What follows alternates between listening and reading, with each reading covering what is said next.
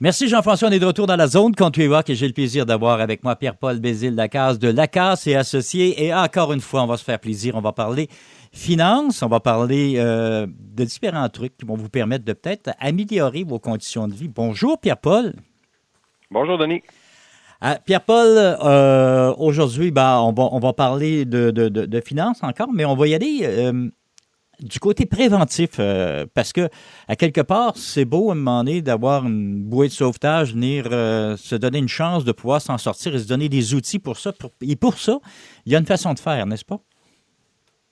Oui, puis c'est beaucoup aussi, la discussion d'aujourd'hui, c'est beaucoup sur les différents produits, les différents régimes financiers qui existent, parce que j'entends beaucoup de gens dans mon bureau, évidemment, on parle de finances et il y a une problématique de littératie financière. Donc, les gens qui confondent les termes ou qui savent pas trop ce que ça veut dire. Donc, l'idée là aujourd'hui, c'est de parler un petit peu là, des différents régimes financiers de façon très, très simple. Et des différents, peut-être de différents types de placements qui existent pour essayer de démêler un petit peu tout ça pour les gens. Je vais poser une question qui peut paraître bête, mais lorsqu'on parle des taux d'intérêt, comme là, on a eu une augmentation de 0,25 sur le taux d'intérêt, de 25 en pourcentage. Est-ce que cette augmentation-là va dans les deux sens? C'est-à-dire les gens qui ont des placements ont une augmentation sur leur rendement au niveau du placement ou est-ce que ça va simplement sur les hypothèques ou les taux, les emprunts? Bien, ça dépend du type de placement, effectivement. Ça dépend où on est placé, puis ça dépend à quel moment on place. Par exemple, c'est sûr que quand les taux augmentent, ben les gens qui font de l'intérêt sur des produits qui ont de l'intérêt quotidien puis qui varient, des placements variables, ben là, eux vont faire plus d'argent. Les gens qui prennent un nouveau placement garanti, ben normalement, les taux sur les placements garantis vont aussi, qui sont offerts, vont aussi augmenter. Par contre, les gens qui ont déjà gelé leur argent dans un produit, ben ça ne bougera pas. Donc, ça va dépendre du type de placement à ce moment-là. En fait, c'est le même tableau qu'on retrouve du côté des emprunts. Si ton emprunt est fait avant que le taux monte, Oui. tu restes sur le vieux taux, etc., etc. OK.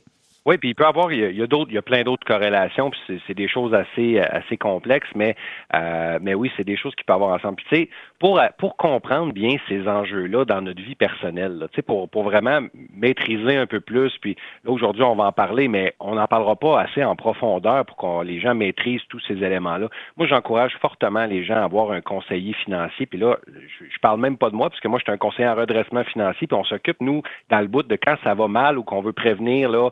Des difficultés qu'on commence à rencontrer. Moi, je vous parle là, de conseiller financier, courtier en valeur mobilière, courtier financier, planificateur financier, toutes sortes d'appellations qui veulent dire toutes sortes de choses, mais ces gens-là, eux sont là pour créer de la valeur avec les gens et expliquer des différentes choses, entre autres, qu'on va parler aujourd'hui, avec plus de détails pour être sûr que si on place de l'argent, c'est quoi notre risque, c'est quoi notre rendement, c'est quoi nos possibilités, qu'est-ce qu'on peut faire. Donc, il faut développer une bonne relation avec notre courtier financier, notre conseiller financier. Et il faut comprendre. Il y a des gens qui se contentent de dire, OK, oui, je fais tel placement, mais ils ne comprennent pas.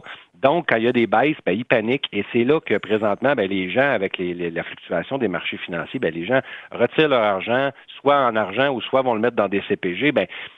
À long terme, c'est pas des bonnes stratégies. Ça, c'est des stratégies émotives. Fait que c'est un petit peu de ça qu'on va parler aujourd'hui, puis des différents... Je commencerai peut-être par les différents régimes, là, par exemple. Mais, OK, là, je vais juste mettre une parenthèse. Le conseiller financier ne s'adresse pas juste à des gens qui ont beaucoup d'argent, qui sont riches, ça s'adresse à monsieur tout le monde. C'est ça qu'on vient de dire, là. Absolument. Monsieur, madame, tout le monde qui a de l'argent à placer, un 5 000 par année à placer ou peu importe le montant. En fait, le but d'un conseiller financier, c'est de faire croître votre valeur avec le temps. Donc, plus on commence jeune, plus c'est intéressant pour eux. Et c'est sûr que moi, j'ai tendance à suggérer aux gens de faire affaire avec des courtiers indépendants, c'est-à-dire qui ne vendent pas qu'un seul produit. Parce que vous pouvez aller voir votre courtier à votre banque, à votre institution financière, il n'y a aucun problème. Il va vous vendre des produits de son institution financière. Ouais. Donc, on n'a pas accès aux meilleurs produits dans tous les spectres. On a accès aux produits que l'institution financière vend. Alors qu'un courtier indépendant, lui, il va magasiner dans le marché, puis il va être capable d'établir une stratégie diversifiée avec les meilleurs produits qui existent sur le marché, là, si le conseiller fait bien sa job, évidemment. C'est intéressant. On va parler de ces produits-là tout de suite. On va rentrer là-dedans. Là, on parle de produits financiers. Entre autres, lorsqu'on arrive dans le temps des impôts, on entend parler CELI, RIR, placement, etc., Ouais. etc. C'est quoi ça? Bon, ben, je vais faire ça très résumé parce qu'on a 15 minutes, mais ça passe quand même vite. Un REER, dans le fond, essentiellement, ce que c'est, là, ça nous permet de placer de l'argent qui nous donne droit immédiatement à un crédit d'impôt pour le retirer plus tard et on va se faire imposer plus tard. Donc, ça sert à quoi, là, un REER? Ben, essentiellement, c'est une boîte qu'on peut mettre différents types de placements. Donc, un REER, ce n'est pas un placement. Ça n'existe pas acheter un REER, OK? C'est quelque chose qu'il faut s'enlever de la bouche, j'entends souvent ça. C'est un placement qu'on choisit, que ce soit des actions, des obligations ou autres, qu'on va parler un peu plus tard, mais qui est dans une boîte. Et cette boîte-là, ben, l'exemple que je donne aux gens, c'est que si on a un revenu de 80 000 dans une année, ben, on va payer un taux d'impôt sur ce revenu-là. Et ce taux d'impôt-là, ben, il est progressif. Hein? Il monte à chaque certain niveau de revenu. Mais si on met 20 000 par exemple, dans un REER, alors qu'on a gagné 80 000 cette année, ben, sur notre rapport d'impôt, ça va être marqué l'équivalent de qu'on a gagné 20 000 de moins. Donc, on va avoir comme gagné artificiellement 60 000 de revenus au lieu de 80. Donc, c'est comme ça que ça marche. Donc, au lieu de payer de l'impôt sur 80 000, on va payer de l'impôt sur 60 000. Et c'est là qu'on reçoit un remboursement sur notre rapport d'impôt parce que artificiellement, on se trouve à avoir payé de l'argent sur un montant plus bas que ce qu'on a vraiment gagné. Donc, l'avantage, évidemment, bien, plus on gagne cher, plus ça vaut la peine des REER, parce que les braquettes d'impôt sont croissantes. Donc, plus on gagne cher, si on gagne 250 000 puis qu'on va baisser de 40 000 notre imposition parce qu'on place cet argent-là dans des REER, ben on se comprend que notre revenu, au lieu d'être 250, il est 210. Fait que le 40 000 là, qu'on payait de l'impôt à 50 dessus, on ne le paye pas, cet impôt-là. Ouais, donc, c'est très payant. Ouais. Alors que pour quelqu'un qui gagne 30 000 par année, ce même un 1 000 ben, il va nous faire passer de 30 à 29 000. Ben, le taux d'impôt qu'on paye dans ces eaux-là est plus bas. Fait que ça, c'est l'avantage, plus on gagne cher. Le désavantage, ben ça, c'est les gens qui se mettent à jouer avec ça. Un REER, là, c'est quand on met de l'argent là-dedans, le but, c'est pas de le sortir l'année suivante. Là. Le REER, c'est de l'argent pour la retraite. Donc, l'idée, c'est qu'on contribue à ça quand on a des grands revenus. Et quand on aura des plus petits revenus à la retraite, on va sortir de l'argent, on va se faire imposer. Et l'argent qui aura été accumulé, le rendement qu'on aura fait dans le REER, bien, cet argent-là sera à l'abri de l'impôt. Donc, un REER, c'est ça. C'est le but du REER, c'est de mettre de l'argent à l'abri d'impôt. Mais c'est la différence concrète. Moi, si j'ai 40 000 et que je l'investis dans un investissement quelconque, il est déduit quand même de mon portefeuille, il est déduit quand même de mon revenu? Si c'est un REER, oui. Sinon, absolument pas. Si vous prenez de l'argent net et que vous le placez, exemple, dans un CELI, Okay. ou si vous le placez, vous ne l'enregistrez pas dans aucun régime, ben cet argent-là, c'est un placement que vous faites, mais il n'y a pas de crédit d'impôt là-dessus. Il n'y a pas rien qui s'applique sur ce montant-là. Le REER, ça vient vraiment nous donner un crédit d'impôt qui est basé sur la baisse artificielle de notre revenu d'impôt. En gros, là, c'est ça. OK. Ça veut dire que Ensuite, oui, allez-y. La seule façon de faire baisser son impôt, faire baisser son montant global d'impôt, c'est des REER. Il y a d'autres produits, oui, mais c'est des produits qui... Des crédits non remboursables, des crédits remboursables, des déductions, il y a plein d'autres choses, mais au niveau placement, là, c'est celui-là qui est le majeur. Là. Qui est le plus populaire. Le CELI, c'est quoi? Le CELI, ben ça, c'est un montant, il y a un plafond annuel là, qui s'accumule depuis plusieurs années. Fait que les gens qui n'ont pas contribué, ils ont un grand plafond qu'ils peuvent mettre là-dedans. Ça, c'est un montant, en fait. On va prendre l'argent net qu'on a. On va la placer là-dedans et la seule chose que ça fait, c'est que l'argent qui fructifie, donc les placements qui augmentent dans ça, sont à l'abri de l'impôt. Donc, ce que ça fait, c'est que si on a des dividendes, par exemple, on a acheté des actions puis on les a mis dans un CELI. Ben, les dividendes qu'on va faire, le gain en capital qu'on va faire sur ces actions-là, ben, tout l'argent, les revenus de placement vont être à l'abri de l'impôt. Donc, quand on va sortir de l'argent de notre CELI, ben, cet argent-là, il est clair, on ne paiera pas d'impôt dessus. Donc, ça met à l'abri de l'impôt les revenus de placement qu'on fait, le CELI. C'est à ça que ça sert. Mais le montant de base, le capital de base est imposable. C'est-à-dire que si il ne baisse pas mon impôt. Là. C'est ça. On va payer de l'impôt là-dessus. Il n'y a pas d'avantage fiscal. L'avantage est vraiment sur les rendements qu'on fait. Okay. Donc, ça, c'est le CELI. Puis là, je vois le temps qui avance. Je vais vous parler probablement juste des régimes aujourd'hui, finalement, et non pas des types de placements. Puis on en parlera une prochaine fois. Oui, le temps avance très vite, effectivement, puis le sujet est vraiment intéressant. Bon, OK. Donc, le prochain que j'aimerais vous parler, là, en termes de régime, c'est le régime épargne-études, qui est probablement là, le plus avantageux de tous les régimes quand on a des enfants et quand ils vont aller aux études.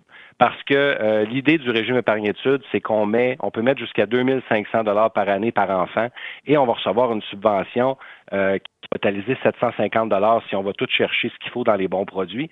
Donc, on parle d'un 30 % de rendement d'une shot, là. Donc ça, c'est pas un placement qui est à l'abri de l'impôt. C'est un petit peu comme le CELI, c'est-à-dire l'argent qui va s'accumuler, là, les rendements qui vont se faire dans le REA restent dans le REA, donc sont à l'abri de l'impôt. Et l'imposition de ça, comment que ça va se justifier, ça, l'imposition de ça? Ben, c'est quand les enfants vont le sortir qu'on va s'imposer sur ces montants-là. Et les montants qu'on va s'imposer, ben, on se comprend que c'est l'enfant qui va avoir des revenus plus faibles. Il est aux études, donc de fortes chances qu'il ne paye aucun impôt sur ces retraits-là. Donc, c'est très avantageux pour aller chercher des montants directement, comme les subventions qui sont données de 750 $ par année par enfant. Et par contre, ben, il faut éventuellement que notre enfant ait aux études, sinon, ben, on pourrait les perdre, ces subventions-là, mais l'argent va demeurer à nous. Les placements qu'on va avoir faits vont demeurer à nous. C'est juste que là, ben, on n'aura pas l'avantage des subventions.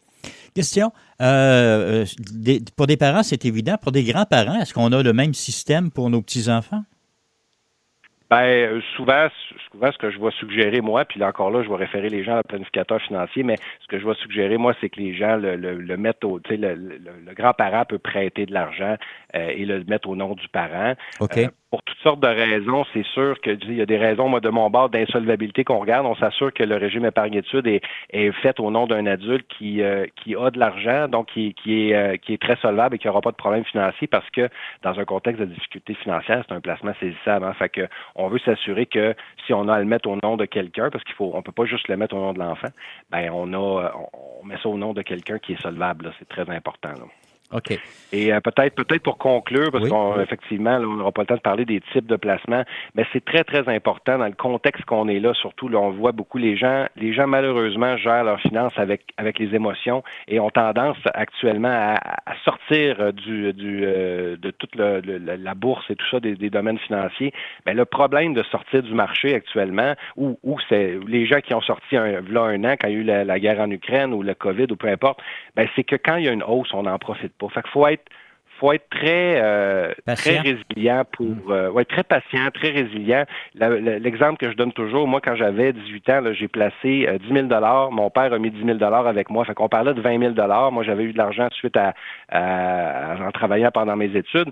Et cet argent-là, aujourd'hui, je n'y ai pas touché. Et c'est rendu au-dessus de 120 000 $. Le même 10 000 $ que j'ai investi, qui est devenu 20 000 avec l'argent que mon père m'avait prêté à ce moment-là, ben c'est devenu, ce 20 000 $-là est rendu au-dessus de 120 000. C'est le même argent, là. J'ai pas touché, j'ai rien fait, j'ai pas sorti du marché malgré les crises de 2002 qui avaient fait passer mon capital de 20 à 15 000, malgré 2008, malgré toutes ces crises-là. L'argent continue d'évoluer. Fait que quand on sort du marché, c'est là que les gens perdent de l'argent. C'est la crainte, c'est la peur, c'est ça qui fait perdre. Si on regarde la perte qu'on a quand on a une baisse du marché financier, c'est là que les gens paniquent. Alors qu'en sortant notre argent, on encaisse notre perte puis on profite pas de la hausse qui s'ensuit. Fait qu'il faut être patient et il faut s'assurer d'être appuyé par un conseiller financier dans ces démarches-là. Ça, c'est le point saillant, là, d'avoir un conseiller financier qui peut nous guider puis nous aider dans ces démarches-là. Effectivement, le temps passe extrêmement vite, encore une fois, et le sujet est extrêmement intéressant. On va y revenir la semaine prochaine, Pierre-Paul. Avant de se quitter, j'aimerais qu'on donne les coordonnées pour vous rejoindre. C'est important que les gens puissent vous rejoindre. Oui, les gens peuvent nous joindre au 1-844-LACASSE, peuvent nous joindre sur notre site internet lacassesyndic.com et par Facebook, Lacasse et Associés, notre cabinet. Donc, effectivement, on touche à tous les domaines financiers, mais les gens qui ont particulièrement des dettes ou des difficultés à gérer leur budget, ben c'est ces gens-là en priorité qu'on aide présentement. Oui, soyez très à l'aise, contactez-les et jasez avec, vous allez avoir d'agréables surprises, j'en suis persuadé. Pierre-Paul, encore une fois, un gros merci d'avoir pris le temps de venir jaser avec nous. Ce fut une autre fois très passionnant. Merci, Denis.